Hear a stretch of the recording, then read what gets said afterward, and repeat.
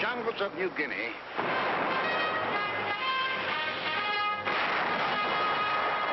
on the barren shores of the Aleutians, in the tropic heat of the Pacific Islands,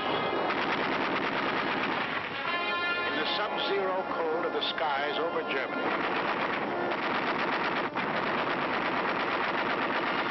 in Burma and Iceland, the Philippines and Iran, France, in China and Italy, Americans fighting.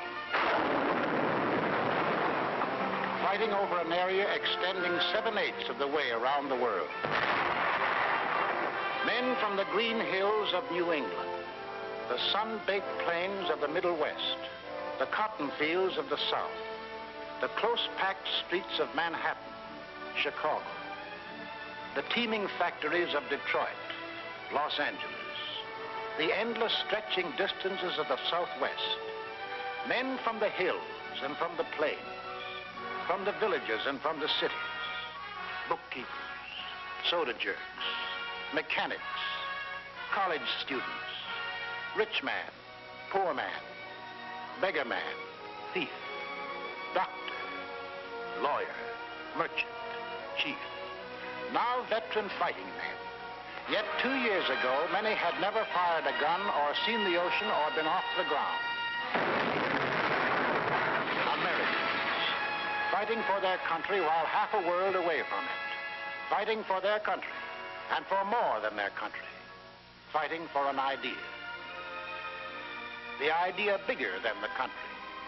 Without the idea, the country might have remained only a wilderness. Without the country, the idea might have remained only a dream.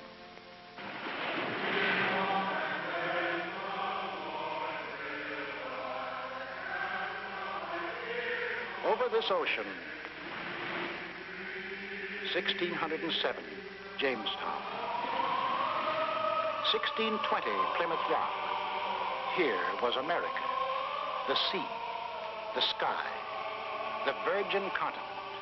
We came in search of freedom, facing unknown dangers rather than bend the knee or bow to tyranny. Out of the native oak and pine, we built a house, a church, a watchtower. We cleared a field, and there grew up a colony of free citizens. We carved new states out of the green wilderness: Virginia, Massachusetts, Rhode Island, Carolina. Then came the first test in the defense of that liberty. 1775, Lexington. Our leaders spoke our deepest needs. Colonists are by the law of nature free-born, as indeed all men are. It is the right of the people to alter or abolish it, and to institute new government. These are the times that try men's souls. But as for me, give me liberty, or give me death. In the midst of battle, it happened. The idea grew. The idea took form. Something new was expressed by men, a new and revolutionary doctrine, the greatest creative force in human relations. All men are created equal. All men are entitled to the blessings of life, liberty, and the pursuit of happiness. That's the goal we set for ourselves. Defeat meant hanging. Victory meant a world in which Americans rule themselves. 1777, Valley Forge. We fought and froze, suffered and died. For what? For the future freedom of all Americans. A few of us doubted and despaired. Most of us prayed and endured all. 1781, Yorktown. Now we were a free, independent nation. The new idea had won its first test. Now to pass it on to future Americans. The Constitution, the sacred charter of we the people. The blood and sweat of we the people. The life, liberty, and happiness of we the people. The people were to rule, not some of the people, not the best people or the worst, not the rich people or the poor, but we, the people, all the people.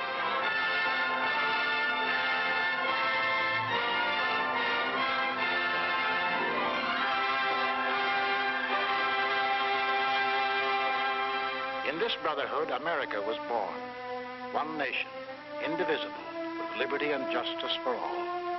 We began as 13 states along the Atlantic seaboard. We pushed across the Alleghenies, the Ohio River, the Mississippi, the last far range of the distant Rockies. We carried freedom with us. No aristocratic classes here, no kings, no nobles or princes, no state church, no courts, no parasites, no divine right of man to rule man. Here, humanity was making a clean, fresh start from scratch. Behind us, we left new states, chips off the old blocks welded together by freedom.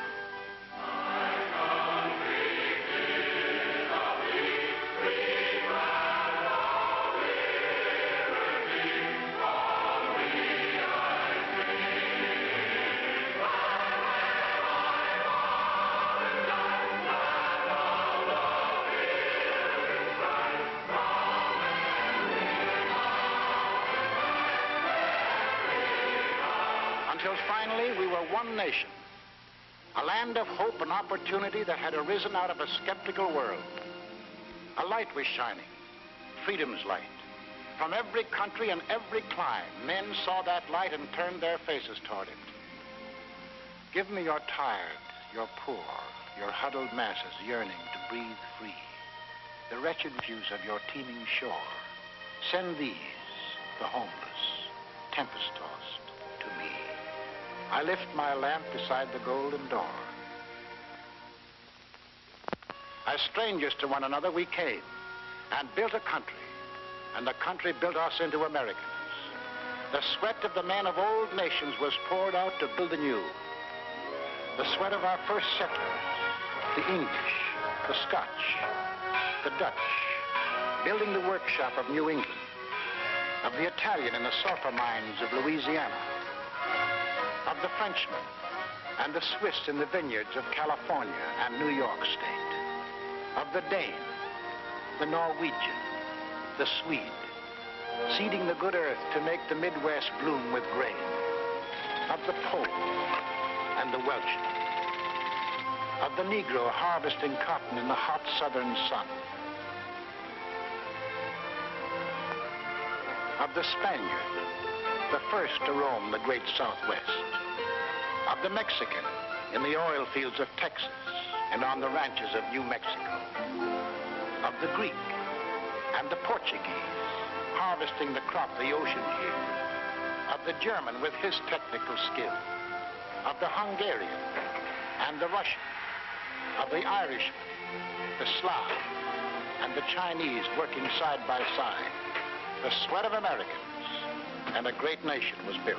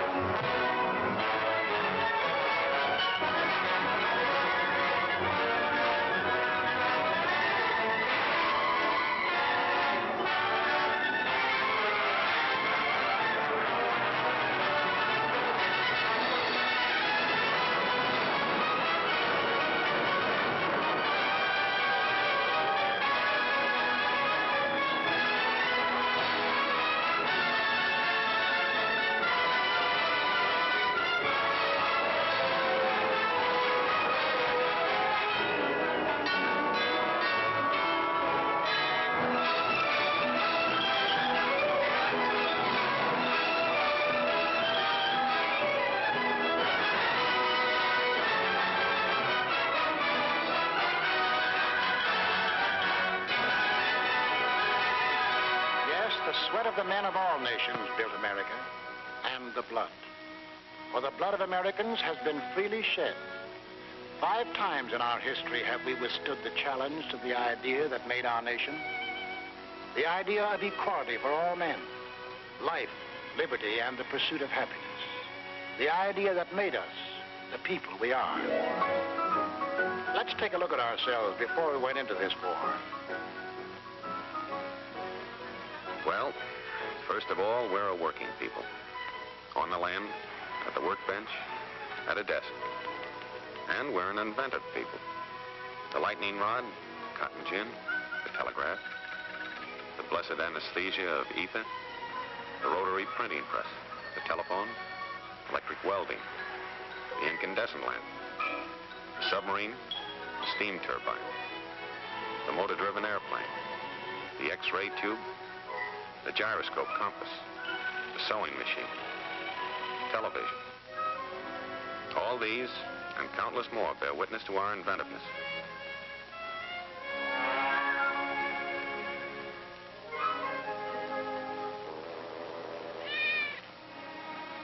And this inventiveness and enterprise, plus our hard-won democratic ideal of the greatest good for the greatest number, created for the average man the highest standard of living in the world. 32.5 million registered automobiles, 2/3 of all the automobiles there are in the entire world. We demand the highest standards in sanitation, purity of food, medical care. Our hospitals are models for the world to copy. We want the best for the average man, woman, or child, particularly child. We have reduced the hazard of being born. From then on, we protect, foster, and generally spoil the majority of our children. But it doesn't seem to hurt them much. They go to school, all kinds of schools, to kindergartens, public schools, private schools, trade schools, high schools, to 25,000 high schools, and to college. In the last war, 20% of all the men in the armed forces had been to high school or college. In this war, 63%. We're a great 2 weeks vacation people. We hunt, and we fish. Up north, down south, back east, out west. When the season opens, we hunt and fish. And we're a sports-loving people.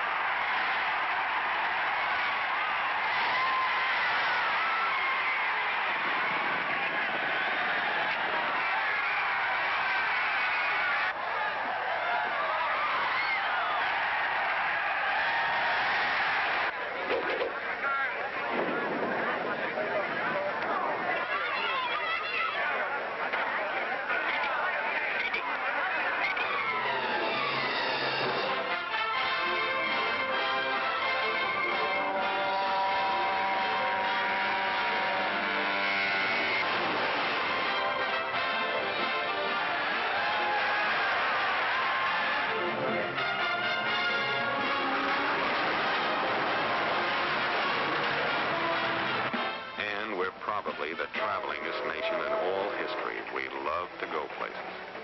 We have the cars, we have the roads, we have the scenery. We don't need passports, but sometimes we need alibis.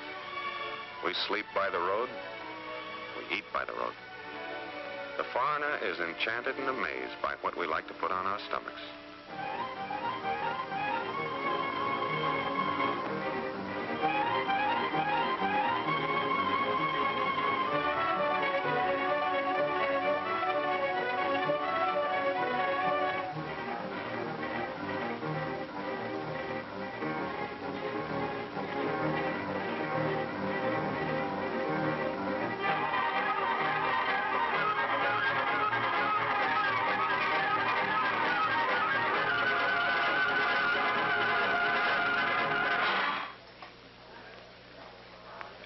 And we're a great joining people. We join clubs, fraternities, unions, federations. Shove a blanket us, we'll sign up. Radios, we have one in the living room. When you think of refreshment, think of the dining room, the bedroom,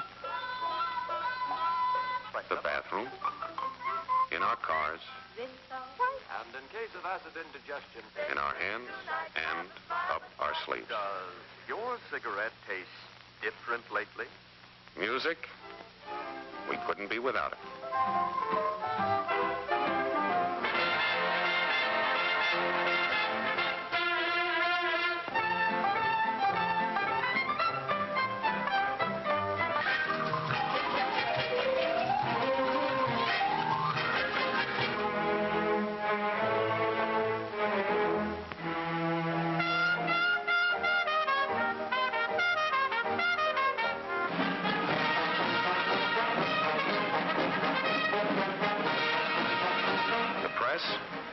Yes, it's the biggest, but most important, it's the freest on earth.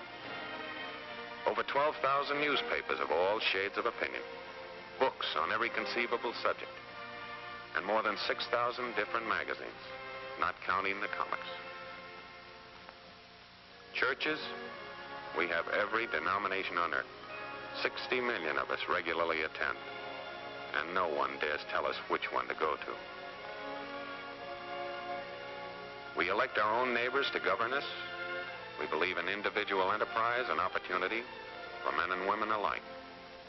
We make mistakes. We see the results.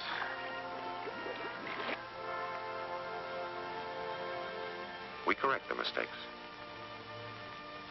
We skyrocket into false prosperities and then plummet down into false, needless depressions. But in spite of everything, we never lose our faith in the future. We believe in the future. We build for the future. Yes, we build for the future. And the future always catches up with us. Before we're done building, we've developed something new and have to start rebuilding. That's roughly the kind of people we are. Boastful, easygoing, sentimental, but underneath passionately dedicated to the ideal our forefathers passed on to us, the liberty and dignity of man. We've made great material progress, but spiritually we're still in the frontier days. Yet deep down within us, there's a great yearning for peace and goodwill toward men. Somehow we feel that if men turn their minds toward the fields of peace, as they have toward the fields of transportation, communication, or aviation, wars would soon be as old-fashioned as the horse and buggy days. We hate war. We know that in war, it's the common man who does the pain, the suffering, the dying. We bend over backwards to avoid it.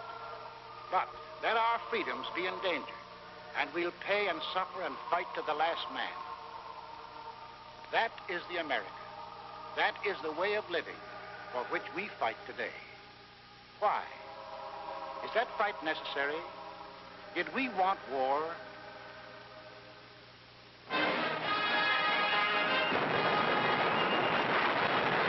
In 1917, before most of you fighting men were born, our fathers fought the First World War to make the world safe for democracy, for the common man.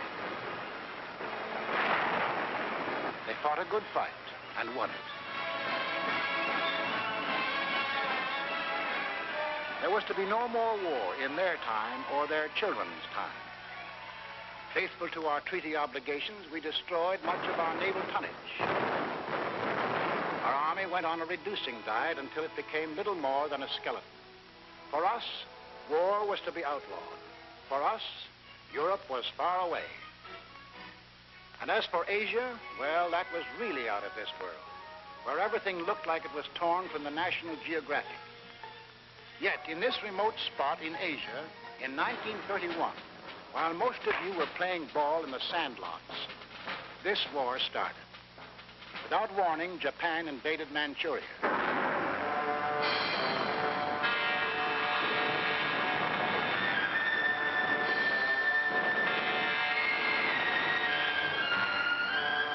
Once again, men who were peaceful became the slaves of men who were violent. In Washington, D.C., our Secretary of State made a most vigorous protest. The American government does not intend to recognize any situation, treaty, or agreement which may be brought about by means of aggression. But we, the people, hadn't much time to think about Manchuria. We were wrestling with the worst depression in our history.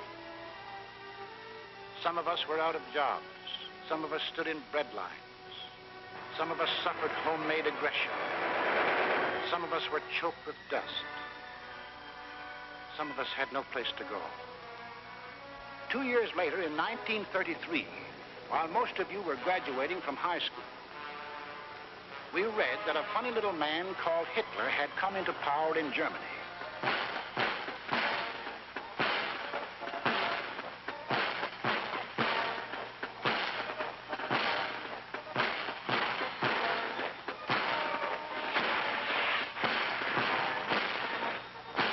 We heard that a thing called the Nazi Party had taken over.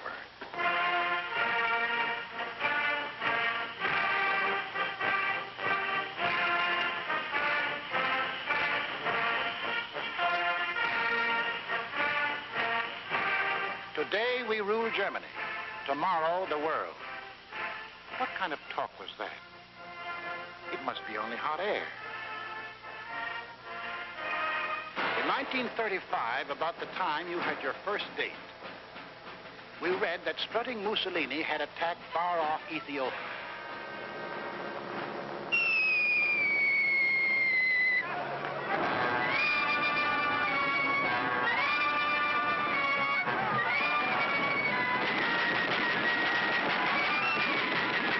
The disease seemed to be spreading, so Congress assembled to insulate us against the growing friction of war. We want no war. We'll have no war, save in defense of our own people or our own honor. Toward this end, our chosen representatives passed the Neutrality Act. No nation at war could buy manufactured arms or munitions from the United States. In 1936, when you were running around in jalopies, we were disturbed by news from Spain.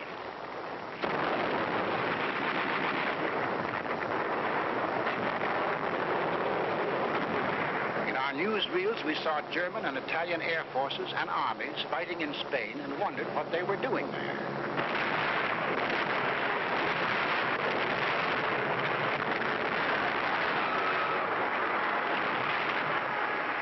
For the first time, we saw great cities squashed flat, civilians bombed and killed.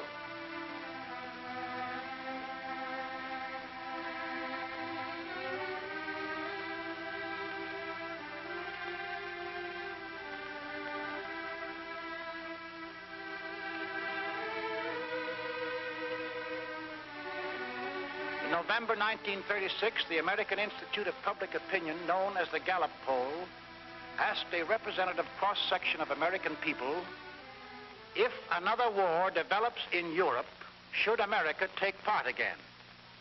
No. 95%. We the people had spoken. 19 out of 20 of us said, include us out. To further insulate ourselves, we added a cash and carry amendment to the Neutrality Act. Not only wouldn't we sell munitions, but we wouldn't sell anything at all, not even a spool of thread, unless warring powers sent their own ships and paid cash on the line. In 1937, the press services received a flash from Asia.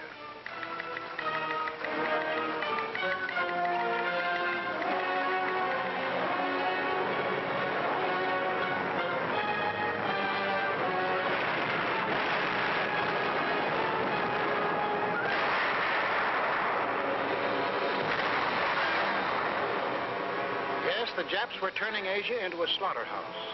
But for us, Asia was still far away. In September 1937, the Gallup poll asked us, in the present fight between Japan and China, are your sympathies with either side? We answered, with China, 43%. With Japan, 2%. Undecided, 55%. We hadn't made up our minds about China. Our Neutrality Act barred sales of armaments only to nations at war. The Japanese had not declared war, so we went right on selling scrap iron and aviation gasoline to Japan. In March 1938, Hitler had not declared war either, but his goose-stepping army suddenly smashed in and occupied all the soil of Austria. 6 months later, Hitler and his stooge met the anxious democracies at Munich. Hitler promised peace in our time if Britain and France would give him that part of Czechoslovakia known as the Sudetenland. Britain and France gave him that part of Czechoslovakia, hoping to avert war. Now we had his word, peace in our time. At home, we began to hear strange headlines. Extra, extra! FBI captured German agent! Read all about it! Nasty Spygate captured!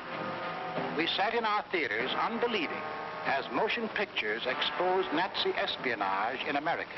As Germans, we know that if America is to be free, we must destroy the chain that ties the whole misery of American politics together. And that chain is the United States Constitution. Could these things really be? Yes, these subversive acts were happening in real life every day. German-American bonds organized for the purpose of destroying us marched under our very noses.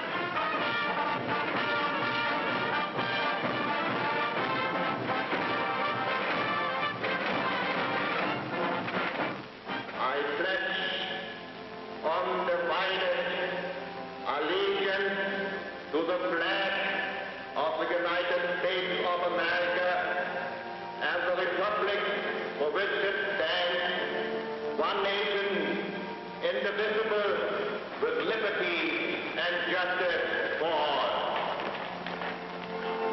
In our press, we read the news from abroad that Nazis were spending millions, arming Germany to the teeth.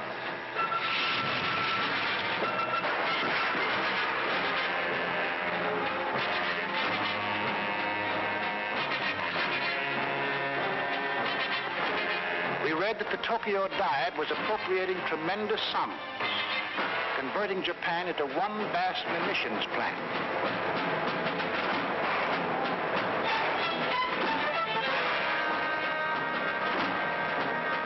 We watched these supposedly poor, have-not nations spend huge sums for armament, and we wondered why.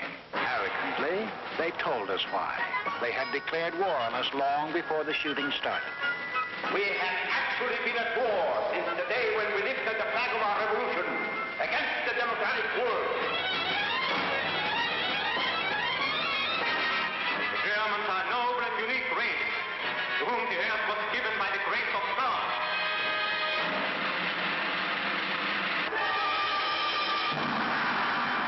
The world must come to look up to our emperor as the great ruler of all nations.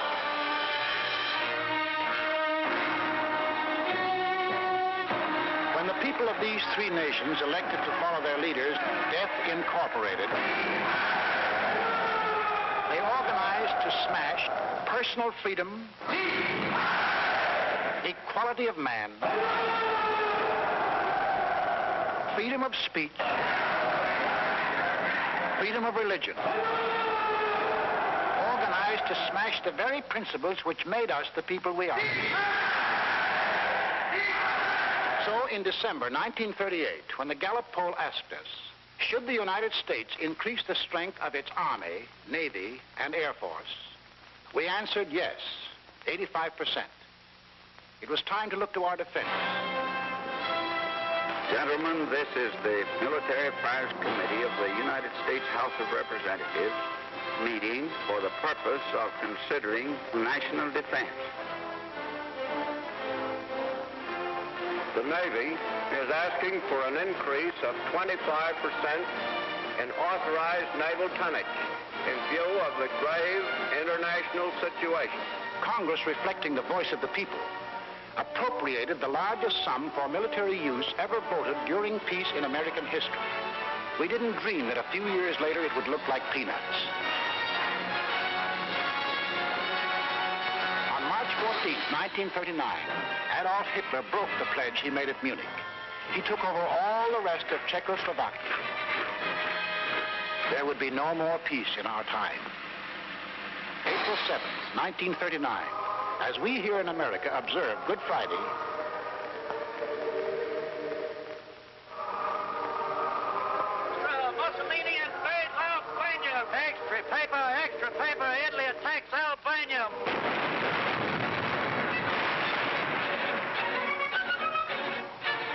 picture was becoming clear.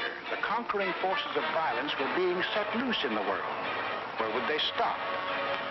In a last desperate effort to avert a world war, President Roosevelt, as a neutral, sent messages to Hitler and Mussolini, asking their promise to respect the independence of 30 free countries. To Adolf Hitler, this message was a huge joke as he repeated the names to a jeering Reichstag. Sweden, Denmark, Nederlanden, Belgien, Großbritannien, Irland, Frankreich, Portugal, Spanien, die Schweiz, Liechtenstein, Luxemburg, Polen, Ungarn, Rumänien, Jugoslawien, Russland, Bulgarien, Türkei, Irak, Arabien, Syrien, Palästina, Ägypten. This was the only answer the president received. On September the 1st, 1939, the Nazi army smashed into Poland.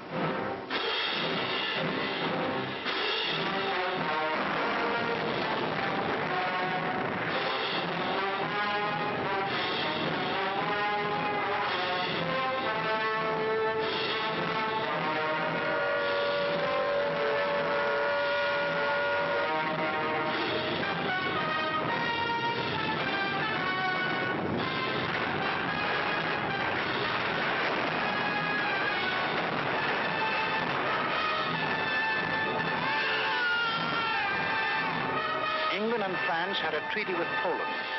Would they act now? At home, we listened in suspense. Adolf Hitler's all-out attack on Poland makes the long-dreaded European war a certainty. Prime Minister Chamberlain of Great Britain gave the Nazi dictator a 0 hour for withdrawing his troops from Poland. That 0 hour ends now. At this time, we transfer you to London for an important announcement by the British Prime Minister. Up to the very last, it would have been quite possible to have arranged a peaceful and honorable settlement between Germany and Poland. But Hitler would not have it. But a situation in which no word given by Germany's ruler could be trusted, and no people or country could feel itself safe, had become intolerable. Now, may God bless you all, and may he defend the right. For it is evil things that we shall be fighting against. And against them I am certain that the right will prevail. 6 hours after Great Britain declared war on Nazi Germany, the Republic of France followed. All France is in a maelstrom of activity. The Maginot Line has already opened fire on the Germans. The sparring is ended. World War II has begun.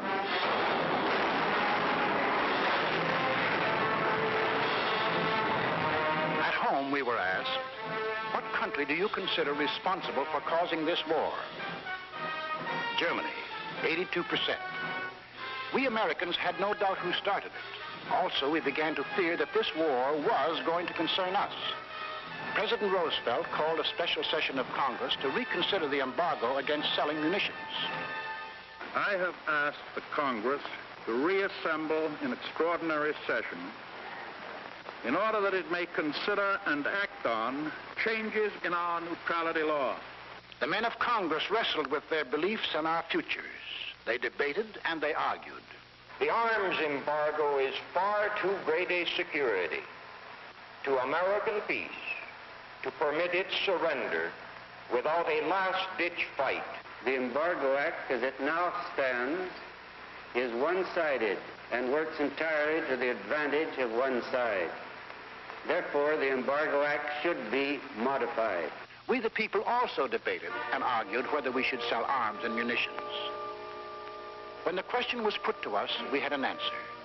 Should we change the Neutrality Act so we can sell war supplies? Yes, 57%. Shortly after, our representatives changed the Neutrality Act. We lifted the embargo on arms and munitions. Now we would sell if purchasers would pay and take the stuff away in their own ships. American ships were still barred from combat zones. Meanwhile, on the other side of the globe, Japan was busy trying to bomb, shoot, and terrorize the Chinese into submission. We began to realize that if Japan conquered 400 million Chinese, she might become so strong as to run us right out of the Pacific.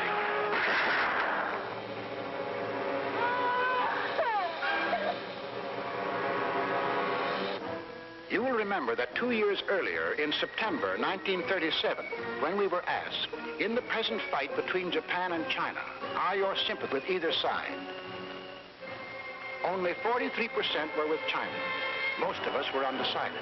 In June 1939, when we were asked the same question, 74% said we were with China. Now our minds were made up. When we loaded our scrap iron on Japanese ships, our citizens protested. Let Mr. Atchison, Assistant Secretary of State, tell us the inside of the story. So until the middle of 1940, the restriction of exports to Japan took the form of moral embargoes of aeroplanes and direct munitions. Then Congress passed the Export Control Act, and increasing cutoffs of scrap iron, aviation gasoline, and other strategic items followed. Exports were curtailed to the limit which those responsible for our defense were willing to risk. It was a fearful responsibility. On one side was the possibility, in fact the probability, that one day these materials might be used against us. On the other side was the possibility, in fact the probability, that to cut them off would provoke an attack which we were not then prepared to resist.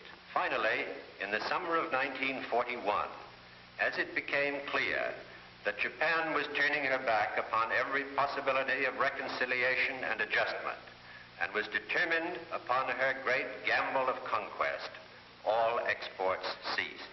On April 9, 1940, the leaders of Nazi Germany shifted their war machine into high gear. They overran into Denmark. They smashed into Norway. On May the 10th, 1940, they blitzed into Holland and Belgium. The Nazis are marching ahead at the fastest speed a conquering army has moved in all history. All roads in France are choked with slow-moving masses of refugees. Nazi stupid dive bombers are strafing and bombing thousands of helpless women and children. Mr. Kelkenborn. Good evening, everybody. Tonight, it seems clearly apparent that the first great phase of the war in the West has been won by Germany. The army of French and British has made a valiant battle in its effort to retreat to Dunkirk, where there is some slight chance that some part of it can be evacuated. Adolf Hitler's mechanized forces are racing toward Paris as French resistance collapses.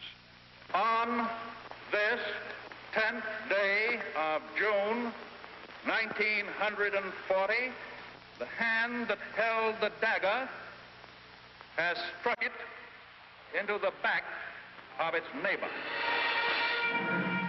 This is William L. Shirer speaking from the forest of Compiègne, where Adolf Hitler today is handing his armistice terms to France. It is 3:15 p.m. Adolf Hitler strides slowly toward the little clearing. I can see his face. It is grave, solemn, yet brimming with revenge. Off to one side is a large statue of Marshal Foch. Hitler does not appear to see it. Now we see the French walking down the avenue, led by General Hunsinger. Hitler and the other German leaders rise as the French enter. General Keitel reads the preamble to the German armistice terms. This whole ceremony is over in a quarter of an hour.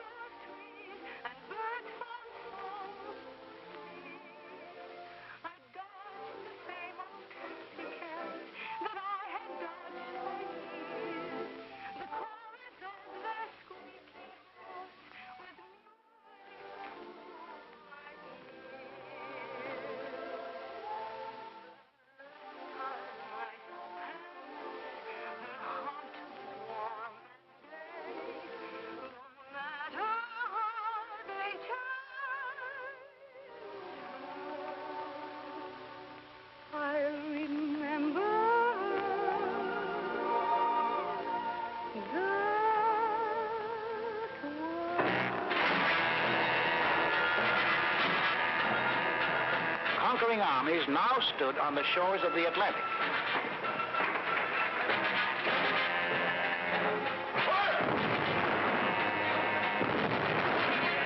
The danger was suddenly close. Countries conquered by the Nazis had possessions outside of Europe. Some of these possessions are in America. Would the Nazis demand the French naval units at Martinique? Would the Nazis move into the Dutch oil fields at Curacao? Would the Nazis seize the French naval base at Dakar for invasion of South America? Already in Brazil, there were over 1 million Germans who lived exactly as they did in Germany. 1,200 German schools with Nazi textbooks and Nazi teachers. Nazi newspapers. Hermann Goering glider clubs had been established. Also in Brazil, there were 260,000 Japanese taking orders from Japan. In Ecuador, within easy bombing range of the Panama Canal, German airlines had been established. German pilots were reserve officers of the Luftwaffe. The German transport planes had bomb racks already built in. In Argentina, German athletic clubs similar to the Hitler Youth Movement had been organized exclusively for Germans. Here was a fifth column ready to take over. In Havana, we met with 20 other American republics. There must not be a shadow of a doubt anywhere as to the determination of the American nations not to permit the invasion of their hemisphere by the armed forces of any power or any possible combination of powers. 20 American nations stood firm. The Americas would not allow any European colony in this hemisphere to be transferred to a non-American power. We said, keep out. We meant it. We must increase production facilities for everything needed for the Army and Navy for national defense. I believe that this nation should plan at this time a program that will provide us with 50,000 military and naval planes. To protect our shores, we authorized construction of a two-ocean navy, the greatest the world has ever known. At least it would be the greatest navy when completed in 1944. But then, in 1940, it was only a paper navy. Our fighting forces at that time consisted of an army of 187,000 men, a navy of 120,000, and this dot was the Air Corps, 22,387 strong. All told, 330,000 men. We had makeshift supplies, makeshift equipment, stovepipes for cannon, bags of flour for bombs, and trucks were labeled tanks.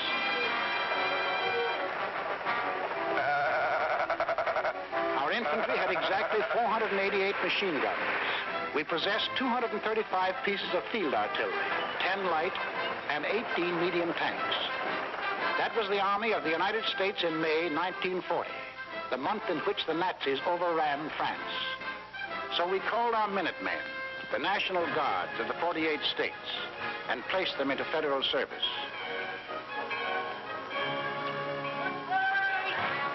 And most important, Congress passed the Selective Service Act. For the first time in our history, we began mobilizing an army while still at peace. The first number is serial number 158.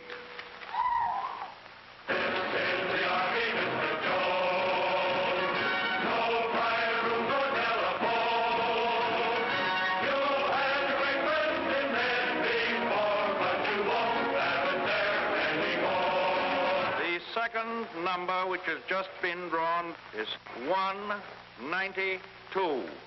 This is the Army, Mr. Green. We like the barracks nice and clean.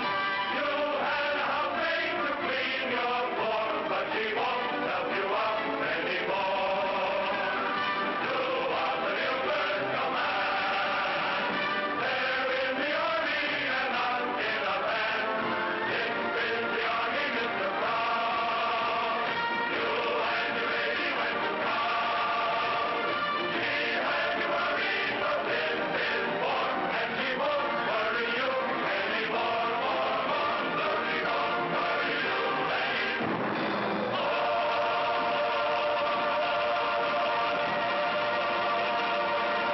It wasn't too soon. Time was running out. The Nazis had begun their shattering blitz on Britain. Hello, America. This is Edward Murrow speaking from London. There were more German planes over the coast of Britain today than at any time since the war began. Anti-aircraft guns were in action along the southeast coast today.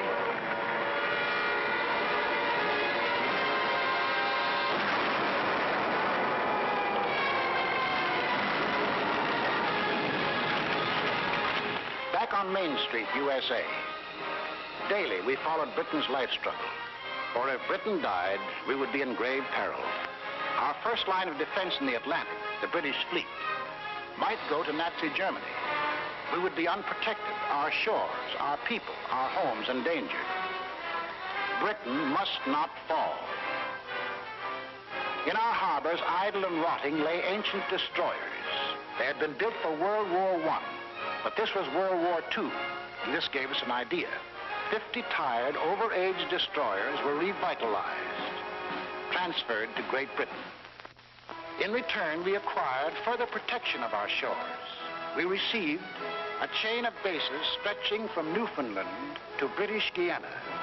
These bases threw a steel wall around the Caribbean. These bases gave new safety to the Panama Canal. It was now clear to the aggressors that we were conscious of the threat they represented to our country. Mr. Burley, Assistant Secretary of State, will tell us how they got together and tried to scare us off. From 1936 on, it became increasingly clear to the world that Germany, Italy, and Japan were pursuing a common pattern of aggression, both in Europe and in the Far East. On September 27, 1940, these three powers signed the so-called Pact of Berlin, or Tripartite Pact, a treaty of far-reaching alliance. By that treaty, it was provided that the three countries would assist one another with all political, economic, and military means when one of the powers was attacked, note particularly the use of the word attacked, by a power not then involved in the European War or in the Chinese-Japanese conflict. The last of these provisions was aimed directly at the United States. Tokyo celebrated.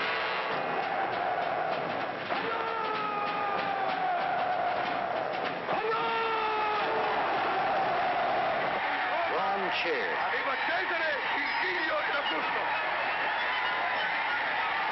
Berlin hired itself hoarse. It was clear now that the three-Axis countries definitely stood against us. More anxious than ever, we watched the life and death struggle for the possession of the skies over Britain.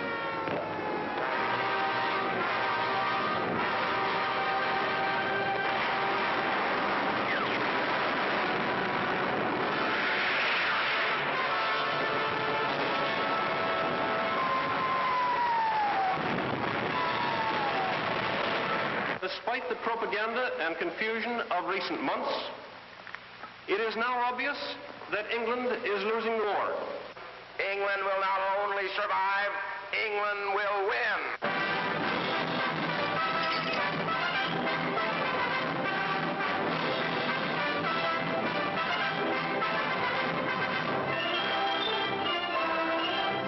So, when we were asked, should we keep out of war or aid Britain even at the risk of war?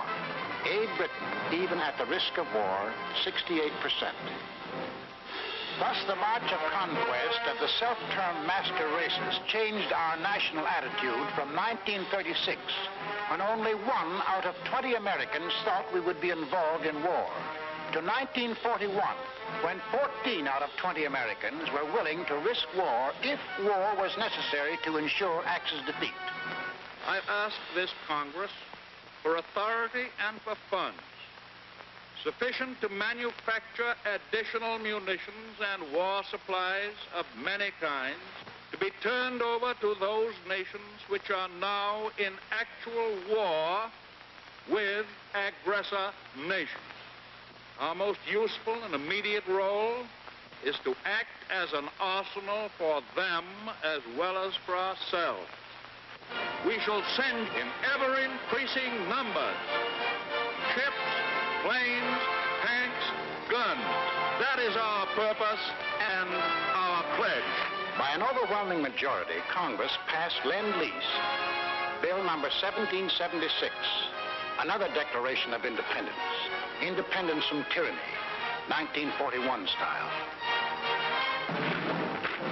On April 6, 1941, the Nazi juggernaut overran into Yugoslavia and Greece.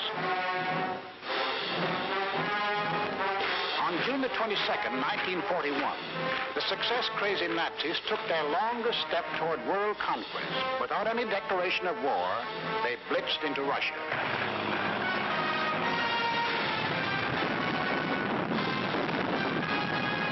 We were determined not to let down any nations defending themselves against unprovoked attack. So we extended Lend-Lease to these new victims. Now, the Lend-Lease products of our factories were being unloaded in the bombed ports of Great Britain, at the Red Sea ports for the British in Africa. Lend-Lease was being hauled over the Burma Road to China. Lend-Lease was piling up in Murmansk and Iran for Russia. Why did we supply war materials to the countries defending themselves against Axis aggression? Was it our natural sympathies for people unwilling to lose their freedom? Was it our ancient antagonism to conquerors imposing their rule on others by force? Yes, partly. But principally, it was because the American people had become certain that they were on the list of free nations to be conquered. Two worlds are in conflict, two philosophies of life. One of these two worlds must break asunder. And we were the leading example of that free world that Hitler was committed to breaking asunder. What would have been our defensive position if the aggressors had succeeded in conquering Britain, Russia, and China? German conquest of Europe and Africa would bring all their raw materials, plus their entire industrial development, under one control. Of the 2 billion people in the world, the Nazis would rule roughly 1/4, the 500 million people of Europe and Africa, forced into slavery to labor for Germany. German conquest of Russia would add the vast raw materials and the production facilities of another of the world's industrial areas. And of the world's people, another 200 million would be added to the Nazi labor pile. Japanese conquest of the Orient would pour into their factory the almost unlimited resources of that area. And of the peoples of the earth, 1,000 million would come under their rule, slaves for their industrial machine. We in North and South America would be left with the raw materials of 3/10 of the Earth's surface against the Axis with the resources of 7/10. We would have one industrial region against their 3 industrial regions. We would have 1/8 of the world's population against their 7/8. If we, together with the other nations of North and South America, could mobilize 30 million fully equipped men, the Axis could mobilize 200 million. Thus, an Axis victory in Europe and Asia would leave us alone and virtually surrounded, facing enemies 10 times stronger than ourselves. These are the reasons that led us, the American people, to change the Neutrality Act, to send aid to Britain, to Russia, to China, to make ourselves the arsenal of democracy. These are the reasons why now the first American troops set forth into the Atlantic to occupy new bases in Greenland and Iceland with the consent of their local governments. In our hands, bases of defense. In Nazi hands, bases of offense.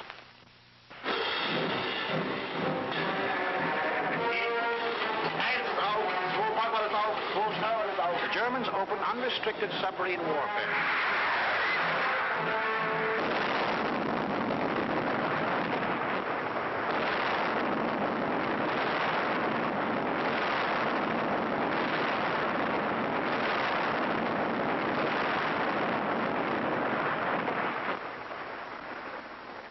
If today our Navy should make secure the seas for the delivery of our munitions to Great Britain, it will render as great a service to our country and to the preservation of American freedom as it has ever rendered in all its glorious history. We want those cargoes protected. An aroused Congress repealed the entire Neutrality Act. We armed our merchants, and for the first time, they steamed into combat zones to deliver Lend-Lease. While this was going on in the Atlantic, the Japs, by so-called agreement with the puppet government of defeated France, moved in on Indochina.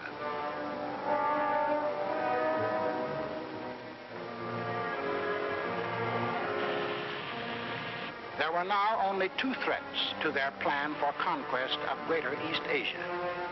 First was their northern neighbor, Russia, the only military power within striking distance of Japan. The Nazis were taking care of Russia. The second threat to Japanese conquest was us. Japanese southward expansion was too dangerous to attempt with our bases still standing in the Philippines and our supply lines open to Wake, to Midway, and to Hawaii. We were in their way. We had to be removed. It is the Japanese way. Off to Washington went Special Ambassador Kurosawa on what the Japs said was a mission of peace, but carefully synchronized with his departure from Tokyo was the departure of a Jap task force under sealed orders, not on a mission of peace. On November 14th, Mr. Kurosawa arrived in San Francisco, smiling his toothy smile as he sang the old song of Japanese friendship. The Japanese were a peace-loving people. Their whole policy was devoted to the establishment of permanent peace in Asia. Our aid to China was delaying the establishment of that peace. Our refusal to sell them oil and scrap was interfering with the establishment of that peace. Our objections to their taking over the East Indies, Greater East Asia, was an interruption in the establishment of that peace. All they wanted was peace. On November 17th, Mr. Kurosawa and Japanese Ambassador Nomura were received by the President in the presence of the Secretary of State, Cordell Hull. It very quickly became clear that the Japanese had brought no new proposals and that the Japanese intended to continue their campaign to conquer China and all East Asia. However, on November 26th, our Secretary of State presented the Japanese with the basis for peaceful agreement between the two nations. The proposal was forwarded to Tokyo. The Japs had to stall for time, but only a short time. The task force was nearing its goal. Sunday, December 7th, 1941.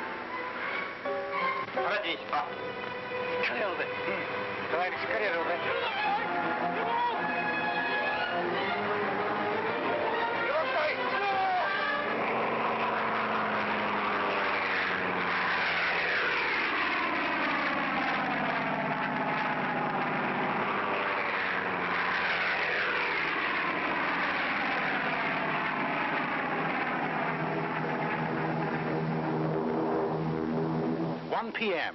Eastern Standard Time. The Japanese emissaries are expected at the State Department to keep a 1 o'clock appointment they had requested in order to present their answers to our proposals. 1:05 p.m. The Japanese planes are approaching Hawaii.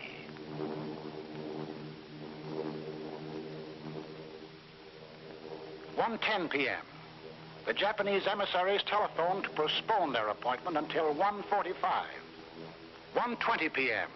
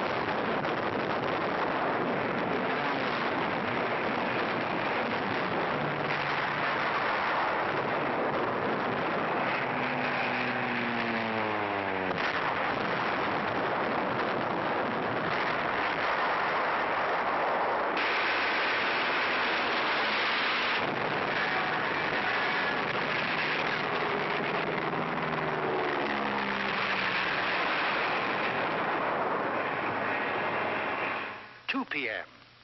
The Japanese envoys, smiling and correct, arrive at the State Department. 2:20 p.m.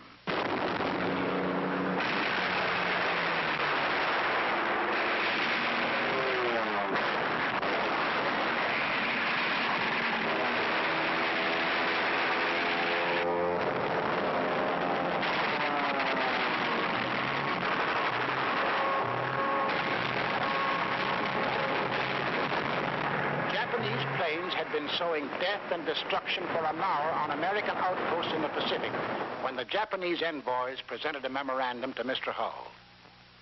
Here is the memorandum presented to me. As you can see, it is quite a lengthy document. I read it hurriedly, discovering that it contained a recital of monstrous accusations against the United States, charging it, among other things, with, quote, scheming for the extension of the war, preparing to attack Germany and Italy, two powers striving to establish a new order in Europe, and ignoring Japan's sacrifices in the 4 years of the China affair, menacing the empire's existence itself, and disparaging its honor and prestige. After reading the note, I said to the Japanese emissaries, I have never seen a document that was more crowded with infamous falsehood and distortions on a scale so huge that I never imagined that any government on this planet was capable of uttering them.